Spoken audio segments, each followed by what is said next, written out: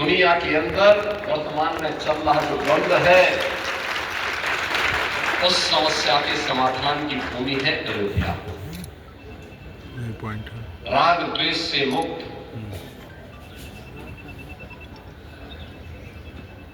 किसी भी प्रकार की अनावश्यक चेष्टा से मुक्त, न केवल व्यक्ति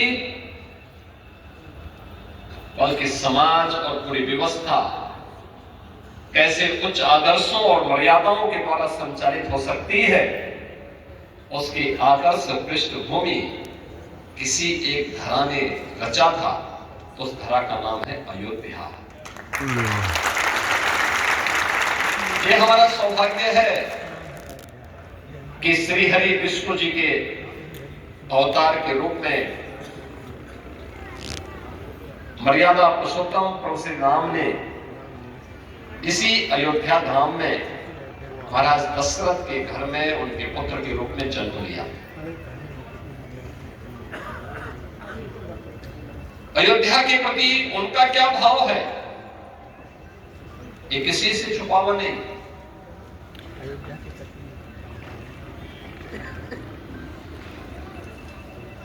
उन्होंने न केवल अयोध्यापुरी के बारे में बल्कि अयोध्या के नागरिकों के बारे में प्रभु का क्या अनुराग है, उनकी क्या कृपा है, ये उन्होंने उस समय भी व्यक्त किया था। याद करिए, अयोध्या ने भले ही उनके साथ न्याय नहीं किया हो, लेकिन प्रभु ने कभी भी किसी के प्रति कोई ऐसा भाव नहीं रखा। अयोध्या वासियों के प्रति, सनातन धर्मावलंबियों के प्रति उनका भाव तो हर सज्जन पुरुष को, सज्जन को संरक्षण देने का रहा है। उसे उन्होंने हर प्रकार का संरक्षण दिया। और यही कारण है कि प्रभु की कृपा से आज एक बार फिर से हमारा अयोध्या धाम आध्यात्मिक रूप से, सांस्कृतिक दृष्टि से एक वैश्विक नगरी के रूप में फिर से अपनी एक नई पहचान के साथ आगे बढ़ रहा है। पूरा देश और पूरी दुनिया का अभिभूत है अयोध्या के अंदर। याद करिए, जब इस वर्ष के प्रारंभ में जनवरी में प्रधानमंत्री श्री नरेंद्र मोदी जी के करकमलों से 500 वर्षों के एक लंबे अंतराल के बाद प्रभु का फिर से राम मंदिर में विराजमान हुआ है। वे फिर से वहां पर प्राण प्रतिष्ठित हुए हैं। बस वही योगी जी आए हैं रावण मेले में। आयोजन अयोध्या में था, ठीक भैया, जी भैया, लेकिन उत्सव पूरे देश के अंदर थे, पूरी दुनिया के अंदर थे। हर सनातन धर्मावलंबी 22 जनवरी 2024 को, हर सनातन धर्मावलंबी गौरव की अनुभूति कर रहा था, प्रफुल्लित था, आनंद की अनुभूति कर रहा था, भाव विभोर था। इस बात के लिए भाव विभोर था कि हमारे पूर्वज जिस कार्य को अपने भौतिक चक्षु से नहीं अनुभव कर पाए, देख पाए, वह हम लोग आज देख रहे हैं, प्रत्यक्ष भी और परोक्ष रूप से भी। दृश्य श्रव्य माध्यमों से उन्होंने उस दृश्य को अपनी आंखों के सामने देखा, सुना और उससे आनंद विभोर होकर के उस कार्यक्रम के साथ जुड़े थे। श्री राम के प्रति हमारा क्या भाव है, भारत का क्या भाव है, इसका एक अनुभव करना हो तो गांव गांव में संत तुलसीदास जी के द्वारा प्रारंभ किए गए रामलीलाओं का आयोजन और रामलीलाओं के आयोजन के माध्यम से उसकी लोकप्रियता इसका एक उदाहरण है। अगर आपको प्रभु राम के प्रति सनातन धर्मावलंबियों के मन में क्या भाव है, इसका अनुभव करना है, तो 1990 के दशक के दौरान जब दूरदर्शन ने रामायण सीरियल प्रस्तुत किया था, क्या दृश्य होता था।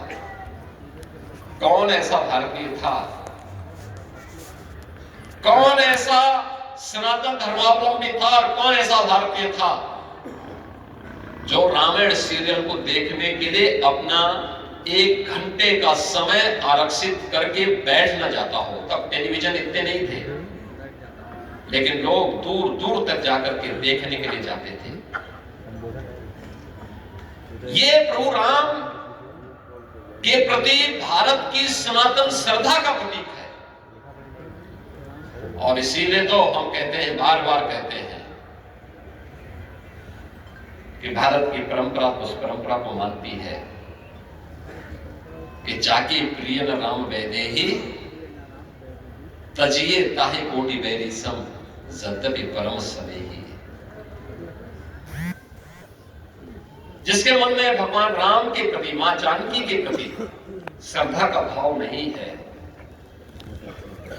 उनके प्रति समर्पण का भाव नहीं है, और कितना भी प्रिय क्यों न हो, उसको एक कट्टर दुश्मन की तरह त्याग देना चाहिए, छोड़ देना चाहिए। और इसीलिए तो 1990 के दशक में राम भक्तों ने नारा लगाया था। तब वेदांती जी भी बहुत जवान थे, अब तो बुजुर्ग हो चुके हैं, लगभग 100 साल के हो चुके हैं। अब तो उनके मुंह से बोला नहीं जाता है, देखा नहीं जाता है, लेकिन पहले उस समय जब जवान थे नारायण लगाते थे कि जो राम का नहीं हमारे किसी काम का नहीं।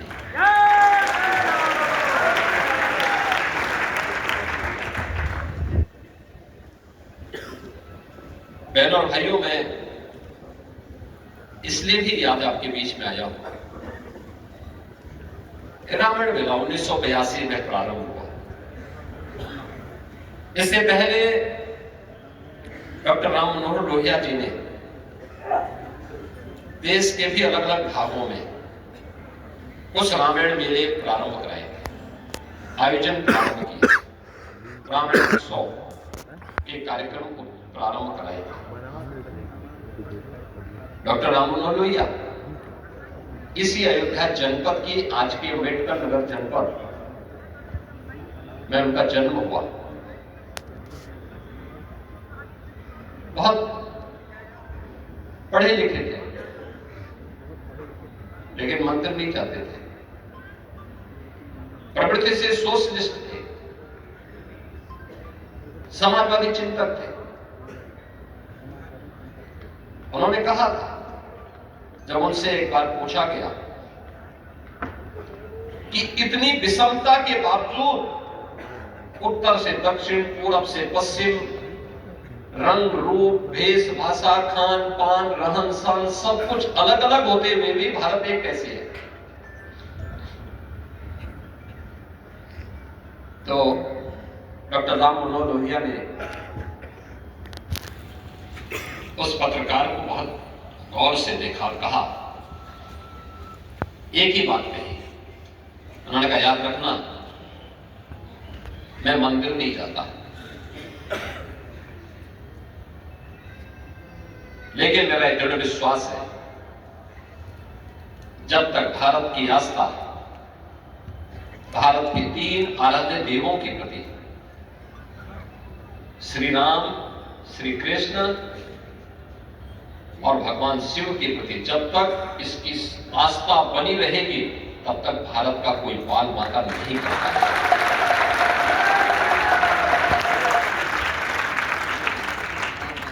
तब तक भारत भारत बना रहेगा। भारत की एकता और अखंडता को तब तक कोई चुनौती नहीं दे पाएगा। और यही कारण है, उत्तर से लेकर दक्षिण तक आज जो भारत हम देख रहे हैं, आर्यावर्त को भारत के रूप में बदलने का श्रेय अगर किसी को जाता है,